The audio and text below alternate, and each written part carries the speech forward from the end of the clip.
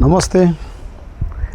काल एक दुःखद व्हिडिओ समोर आला, ज्यामध्ये बीडमध्ये एका आजीचा भाजीपाला फेकून देण्याचं काम नगर परिषदेच्या काही घाणेरड्या कर्मचाऱ्यांनी केलेलं आहे. अरे तुम्हाला शरम वाटली पाहिजे. एका दलित महिलेचा, जी भाजीपाला विकून आपला पोटाचा गुजारा करते, पोटाची खळगी भरती, अशा महिलेचा भाजीपाला तुम्ही फेकून देताय.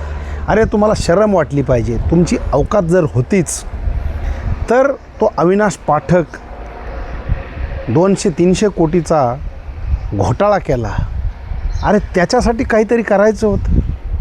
अरे आज बी जे तुमचे हप्ते जातात, ज्या ते सिस्टमॅटिक लेवलनी जातात, श्रीमंताचे कितीतरी इन्क्रोचमेंट, तिथे अतिक्रमणावरती घरं बांधलेली आहेत, बिल्डिंग बांधलेले आहेत, ते पाडण्याची तुमची लायकी नाही का? तुम्हाला शरम वाटली पाहिजे. एखादी स्त्री जी एका मागासवर्गीय समाजातून येते, जीवनाची पोटाची खळगी भरण्यासाठी, तिचं कुटुंब चालवण्यासाठी ती कुठून तरी भाजीपाला घेऊन येते आणि ती भाजीपाला विकते. अशा परिस्थितीमध्ये तुम्ही तिचा भाजीपाला फेकून देताय. तुम्हाला शरम, लाज, लज्जा कुठे ठेवलीत? मित्रांनो, खूप वाईट गोष्ट आहे.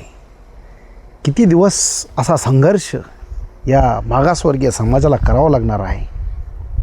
किती दिवस ह्या कॅपिटॅलिझमचा, या श्रीमंत लोकांचा त्रास, भार या मध्यमवर्गीय मागासवर्गीय लोकांना उचलावा लागणार आहे? तो भाजीपाला नाही फेकून दिला तुम्ही, फक्त तुम्ही फेकलत तर तिचं पोट भरण्याचं साधन. आज खूप वाईट वाटत आहे. शरमेची गोष्ट आहे. खूप दुःखात हा व्हिडिओला मी समाप्ती देतो. शरम आणि लाज कदाचित या समाजातील सुशिक्षित नोकरदार वर्गाला येईल अशी अपेक्षा करतो. या गोरगरिबांना त्रास देऊन, या अधिकारांची चापलुसी पाय चाटणाऱ्या तुम्ही अवलादी, कधीतरी सुधरा. धन्यवाद.